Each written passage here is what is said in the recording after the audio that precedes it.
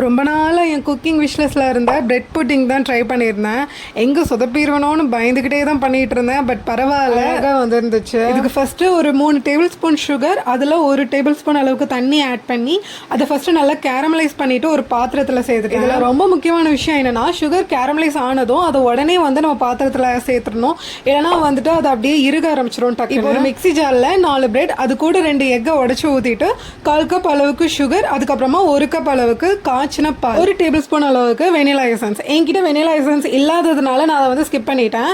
இப்போ இது எல்லாத்தையும் நல்லா மிக்சியில் அடிச்சு எடுத்துட்டு நம்ம சுகர் சிரப் சேர்த்துருந்தோம் இல்லையா, அதே ட்ரைல இதையும் சேர்த்துடுறோம். இப்போ ஒரு பெரிய பாத்திரத்தில் கொஞ்சமாக தண்ணி ஆட் பண்ணிட்டு இதை வந்துட்டு உள்ள வச்சு நம்ம அதை ஸ்டீம் பண்ண விட்டுறோம். 30 மினிட்ஸ் போல இது நல்லா ஸ்டீம் பண்ணதும் இது வெளியே எடுத்துட்டு கொஞ்சம் ஆறின பிறகு இந்த மாதிரி ஒரு பிளேட் வச்சு அதை கவுத்திட்டு நம்ம வெளியே எடுத்தோம் அப்படின்னா பிரெட் புட்டிங் வந்து அழகா ரெடி ஆகிடும். இப்போ இதை நம்ம அப்படியே கட் பண்ணிட்டு சர்வ் பண்ணிட வேண்டியதுதான். Tata, bye bye.